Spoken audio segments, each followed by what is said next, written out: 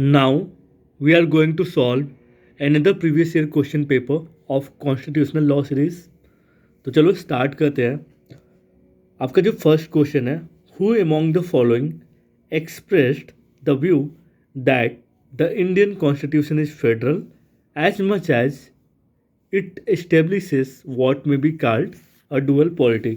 देखो, हम previous year question paper के को सॉल्व तो करेंगे ही, बट साथ में कॉन्सेप्ट्स भी डिस्कस करते जाएंगे. ठीक है. तो अभी जो आपका क्वेश्चन है वो क्या पूछ रहा है कि ये किसका व्यू था कि जो इंडियन कॉन्स्टिट्यूशन है वो उतना ही फेडरल है ना, उतना ही फेडरल है जितना कि इसको डुअल पॉलिटी की रिक्वायरमेंट है. तो फेडरल होने का क्या मतलब है? किसी भी कंट्री के फेडरल होने का क्या मतलब है कि उस कंट्री में जो पावर्स है, उस स्टेट में जो पावर्स है वो 2 or more यूनिट्स में डिवाइडेड है ना, 2 or more यूनिट्स में डिवाइडेड है. जैसे आपके कंट्री में सेंट्रल के पास अलग पावर है और स्टेट के पास अलग पावर आपके कॉन्स्टिट्यूशन ने दिया है. ठीक है. तो ये व्यू किसका था? जो आपका व्यू है कि जो इंडियन कॉन्स्टिट्यूशन है वो फेडरल है as much as it establishes what may be called a dual polity. मतलब आपका जो इंडियन कॉन्स्टिट्यूशन है उसे आप डुअल पॉलिटी का दर्जा दे सकते हो. ठीक है. मतलब इंडियन कंट्री को. तो ये जो स्टेटमेंट है ये डॉक्टर भीमराव अंबेडकर जी का था. ठीक है. Now in which of the following amendment the words nothing in article 13 shall apply to any amendment made under article 368 were inserted. देखो, यहाँ पे आप जब अपना आर्टिकल 13 का पढ़ोगे ना, आर्टिकल 13 क्लॉज 4 पढ़ोगे तो वहाँ पे आपको ये लिखा हो, यहाँ पे आपको लिखा मिलेगा कि nothing in article 13 shall apply to any amendment made under article 368. मतलब कि आर्टिकल 13 जो है आपके इंडियन कॉन्स्टिट्यूशन का वो क्या है, उसमें मतलब 3 या 4 क्लाजेज है ना, 4 क्लाजेज है जिसमें बता रखा है कि और लॉ कैसे कैसे अप्लाई होगा. जैसे आपका क्लॉज 1 बताता है कि अगर फंडामेंटल राइट की अगर कोई कंसिस्टेंट लॉ नहीं है तो वो एप्लीकेबल नहीं होगा. ऐसे ही फिर पोस्ट कॉन्स्टिट्यूशनल लॉ के लिए है. ठीक है. तो आप जब देखोगे तो आर्टिकल 13 तो उसमें आपको ये मिलेगा. तो आपका क्वेश्चन क्या है? In which of the following amendment the words nothing in article 13 shall apply to any amendment made under article 368. ये किस अमेंडमेंट से इंसर्ट किया गया था? 24th अमेंडमेंट, जो कि 1971 में हुआ था. ठीक है. और ये जो अमेंडमेंट है ना, ये एक रिस्पॉन्स था गोलकनाथ केस का. ठीक है. मतलब गोलकनाथ केस की वजह से ही इस आर्टिकल को, मतलब ये जो आर्टिकल 368 का प्रोविज़न है उसमें ये बताया गया था. ठीक है. तो जो बस सिंपली यहाँ पे 24th amendment 1971. Now the Supreme court of India held in which of the following case that the views expressed by it in exercise of its advisory jurisdiction are binding on all courts within the territory of India. तो देखो, ये जो supreme court ने ये जो बात है, supreme court of India ने ये जो बात हेल्ड की थी कि जो उसका सुप्रीम कोर्ट का व्यू है ना, एडवाइजरी जुरिस्डिक्शन को लेके वो सभी कोर्ट्स पे बाइंड होगा, है ना. इंडिया की टेरिटरी में जितने भी कोर्ट्स है, सुप्रीम कोर्ट अगर कोई जुरिस्डिक्शन देता है ना, अंडर आर्टिकल 131 दिया हुआ है ना, आर्टिकल 131 में है, तो वो हर कोर्ट में अप्लाई होगा. ये किस केस में, इसके लिए लैंडमार्क केस क्या है? स्पेशल कोर्ट बिल है ना, जो कि 1978 में आया था. Now in which of the following case has the Supreme Court upheld the constitutional validity of the constitutional amendment Constitution 93rd Amendment introducing Article 15 Clause 5. देखो, पहले तो आपको यहाँ से एक इन्फॉर्मेशन मिली कि जो कॉन्स्टिट्यूशन का 93rd अमेंडमेंट था उसने इंट्रोड्यूस किया था आर्टिकल 15 क्लास 5 के लिए, है ना. आर्टिकल 15 क्लास 5 जो कि क्या था, जितने भी बैकवर्ड सोशली और एजुकेशनली बैकवर्ड क्लास के लोग थे उनको रिजर्वेशन देने की बात की गई थी आर्टिकल 15 क्लास 5 में, ठीक है। तो ये जो केस था, इसके लिए जो लैंडमार्क केस है वो है आपका Ashok Kumar Thakur versus union of India, जो कि 2008 का केस है। Now the jurisdiction of the Supreme court of India may be enlarged by. अब देखो जो जुरिस्डिक्शन है ना, सुप्रीम कोर्ट का जो दायरा है, सुप्रीम कोर्ट ऑफ इंडिया का जो जुरिस्डिक्शन है, वो अगर पार्लियामेंट चाहे, है ना, पार्लियामेंट बाय लॉ, है ना, पार्लियामेंट बाय लॉ अगर चाहे तो सुप्रीम कोर्ट के जुरिस्डिक्शन का इनलार्जमेंट कर सकता है ना, कि सुप्रीम कोर्ट का दायरा बढ़ा सकता है। इसके लिए आपको आर्टिकल 138 के क्लास 1 और क्लास 2 को रिफ़र करना पड़ेगा। आर्टिकल 138 का क्लास 1 और क्लास 2 दिखाता हूँ, देखो, है ना। आर्टिकल 138 क्या कहता है? Enlargement of the jurisdiction of supreme court, ठीक है। तो पार्लियामेंट के पास ये पावर है कि अगर वो चाहे तो सुप्रीम कोर्ट की जुरिस्डिक्शन को इनलार्ज कर सकती है, ठीक है, पार्लियामेंट बाय लॉ, ठीक है। Now in which of the following cases the Supreme court held that the preamble is the part of the constitution. अब देखो, ये जो मतलब सुप्रीम कोर्ट ने preamble is the part of the constitution है, वो किस केस में कहा था? केशवानंद भारती के केस में ना। ये लैंडमार्क केस है 1973 का, ठीक है। इसी में उन्होंने बताया था कि प्रीएम्बल जो है is a part of basic structure, है ना, ठीक है। और प्रीएम्बल जो है वो मतलब प्रीएम्बल पार्ट है कॉन्स्टिट्यूशन का, और कॉन्स्टिट्यूशन का कोई भी प्रोविज़न को अमेंड किया जा सकता है, बट उसके बेसिक स्ट्रक्चर को नहीं। ये किस केस में हेल्ड हुआ था? Kesavananda Bharati versus state of Kerala के केस में, जो कि 1973 का केस है। देखो, कभी कभी ऐसे सीरीज पूछ देता है ना कि कौन से केसेस कब आए थे। तो बेरूबेरी का केस आया था 1960 में, गोलकनाथ का केस था 1967 में। Now clause 5 of article 15 has been added to the constitution by, अभी हमने पढ़ा था ना, 19 अमेंडमेंट एक्ट 2005 ने क्लॉज 5 ऑफ आर्टिकल 15 को ऐड किया था, ठीक है। मतलब 2005 में ये ऐड हुआ था कि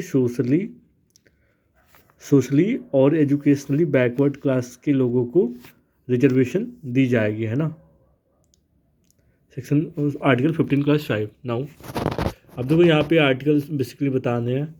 तो अगर आप देखोगे equal justice and free legal add, आपको आर्टिकल 39A में मिल जाएगा, जो कि कॉन्स्टिट्यूशन के पार्ट 4 में दे रखा है, ठीक है।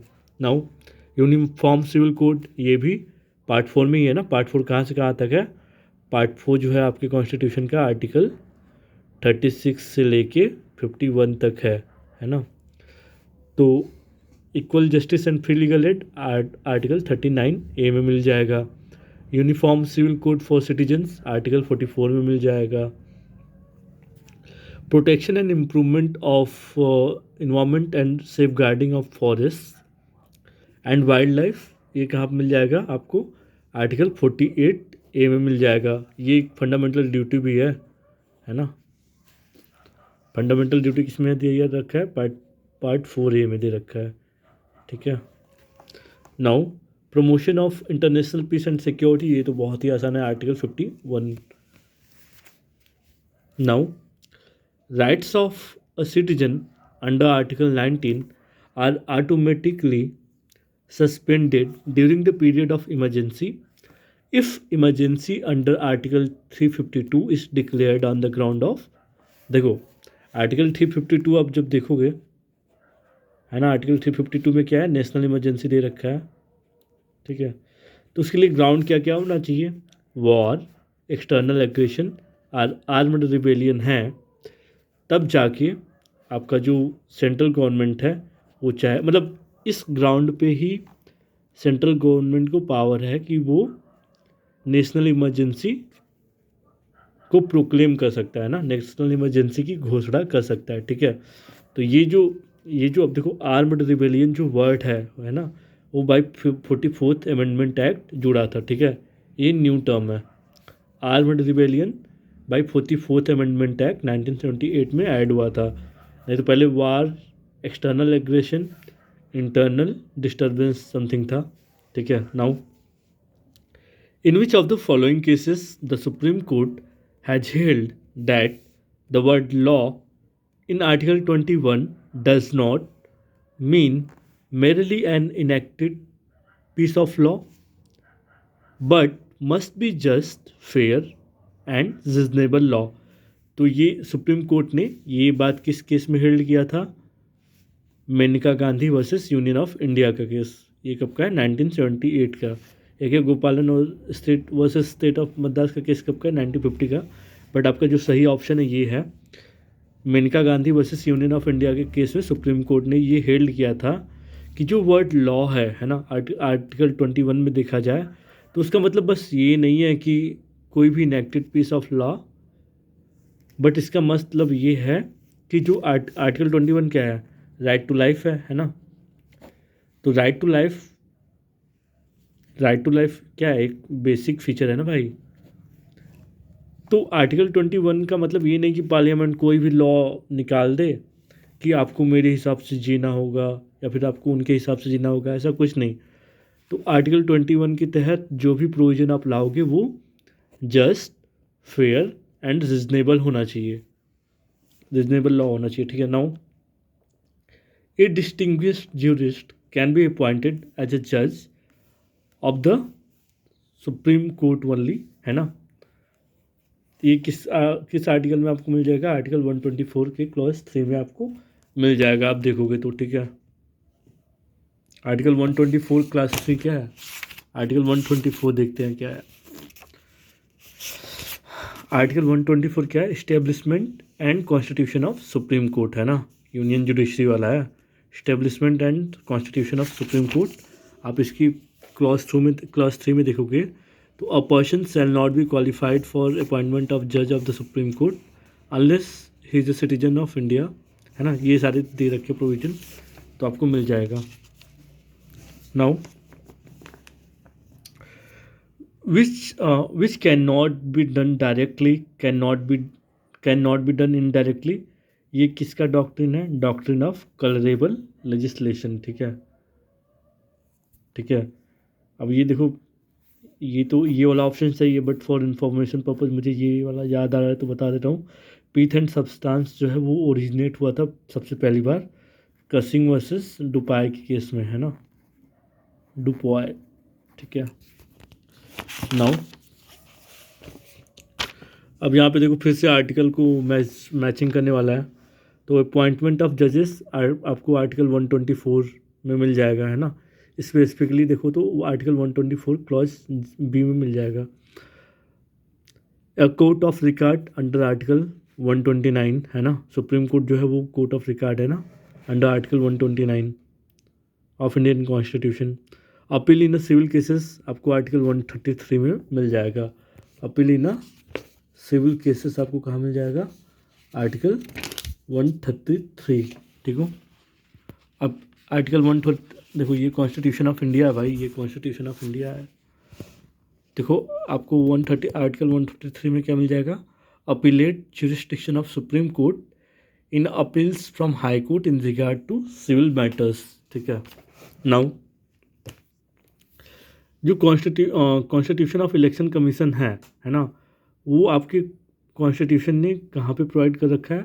ये तो आसान है, आर्टिकल 324 में, है ना, कि constitution of election commission article 324 के क्लॉज 1 आप जब पढ़ोगे तो आपको वहाँ मिल जाएगा कि जो इलेक्शन कमीशन का कॉन्स्टिट्यूशन कैसे होगा, उसके लिए प्रोविज़न कॉन्स्टिट्यूशन ने दे रखा है ना, अंडर आर्टिकल 324 क्लॉज 1। ठीक है। आर्टिकल 324 देख लेते एक बार।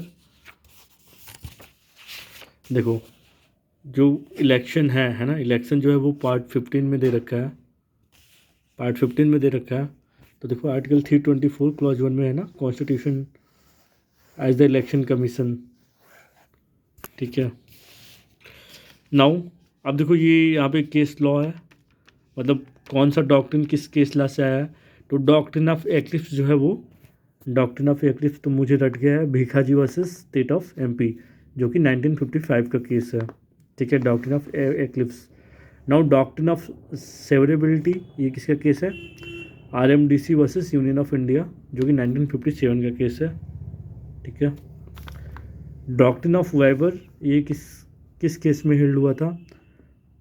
Basheshar Nath versus income tax commissioner, ये केस आप याद कर लेना केस यार।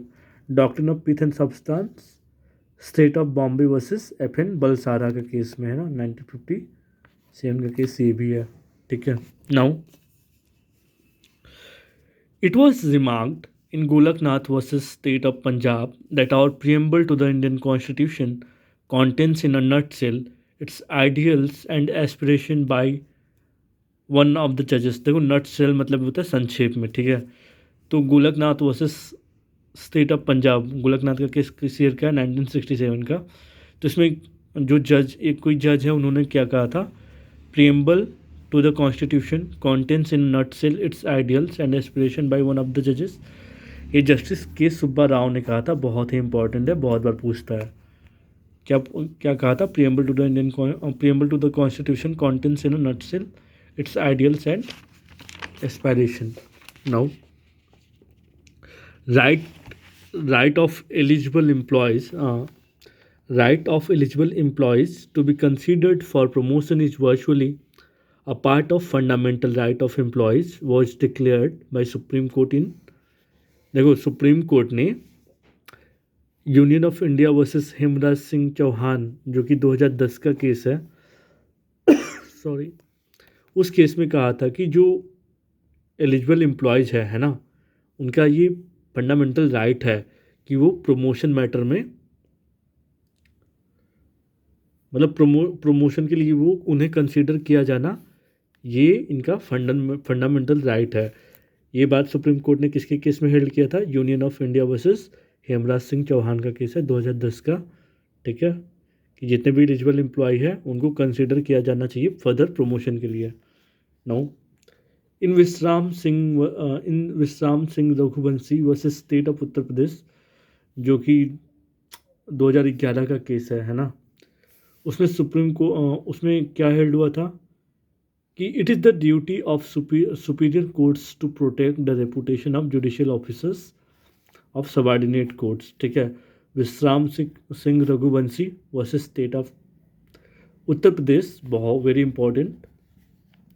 इस केस में सुप्रीम कोर्ट ने ये हेल्ड किया, मतलब कोर्ट ने ये हेल्ड किया था कि it is the duty of superior court. Superior court मतलब जो भी सुपीरियर कोर्ट, लाइक अगर डिस्ट्रिक्ट कोर्ट है तो डिस्ट्रिक्ट कोर्ट से सुपीरियर कौन है? High court. हाई कोर्ट से सुप्रीम कौन है? सुप्रीम कोर्ट, ठीक है।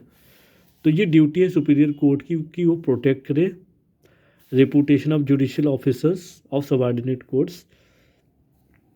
ये Vishram Singh Raghuvanshi versus state of Uttar Pradesh के केस में कहा गया था। Now in which of this cases fundamental duties are judicially invoked. देखो इन दोनों ही केस में मतलब इन्वोक का क्या मतलब होता है कि किसी भी लॉ का, देखो किसी कार्य के समर्थन में किसी भी लॉ का यूज करने को इन्वोक करते हैं, ठीक है। तो fundamental duty are judicially invoked, ये किस केस में है? इसके लिए केस लॉ है rural litigation and entitlement Kendra versus state of Uttar Pradesh and Shri Sachidanand Pandey versus state of Bengal, ये 1987 का केस है। नाउ अगेन केस लॉज है, ठीक है। तो देखो ये सारे लैंडमार्क केसेस है और जो कि बहुत ही ज़्यादा इम्पॉर्टेंट है, तो इसको छोड़ नहीं सकते, तो समझते हैं, ठीक है। तो executive power must be exercised in accordance with the constitution. ये जो बात है इसको सुप्रीम कोर्ट ने, देखो यहाँ पर डी लिख रखा है ना, ये Sanjeeva Naidu versus state of Madras के केस में हेल्ड कर रखा है ना, कि जो एग्जीक्यूटिव पावर है वो एक्सरसाइज होना चाहिए जैसा कि कॉन्स्टिट्यूशन में प्रोविज़न है उसके अकॉर्डिंग, ठीक है। तो ये बात सुप्रीम कोर्ट ने ये Sanjeeva Naidu versus state of Madras के केस में हेल्ड किया था। Now executive power is the residue of function of government which are not legislative और जुडिशियल। तो जो एग्जीक्यूटिव पावर है ना, वो क्या है? एक रेसिड्यू फंक्शन है गवर्नमेंट का, ठीक है, जो कि ना ही लेजिस्लेटिव है ना ही जुडिशियल है, तो ये बात किस केस में हेल्ड हुआ था? H Maharajadhiraja Madhav Rao Jivaji Rao Scindia Bahadur versus union of India के केस में, ये 1970 का केस है। इस केस को हम प्रीव्यू पर्स केस के नाम से भी जानते हैं। नाउ एग्जीक्यूटिव पावर में B exercised without prior legislative support. ये किस मतलब जो एग्जीक्यूटिव पावर है ना, उसको एक्सरसाइज किया जा सकता है बिना लेजिस्लेटिव सपोर्ट के भी, ठीक है। ये नहीं कि जैसे कि अब जैसे आप मान लो IAS हो, अगर आपको आपका पावर यूज करना है तो आपको जब तक प्राइम मिनिस्टर सपोर्ट ना करे तो अब तक आप यूज ना करो, ऐसा नहीं है। आप चाहो तो प्राइम मिनिस्टर को भी रोक सकते हो, ठीक है। तो आप इंडिपेंडेंट हो अपने पावर को यूज करने के लिए, ठीक है। तो ये बात किस केस में हेल्ड हुआ था? मगन Bhai Ishwari Bhai Patel versus union of India, जो कि 1969 का केस है। Now the president is not bound to hear a petitioner for mercy. जो प्रेसिडेंट है वो बाउंड नहीं है किसी भी पिटिशनर को सुनने के लिए, मर्सी के लिए। ये किस केस में हेल्ड हुआ था? KH Singh versus union of India, जो कि 1989 का केस है। नाउ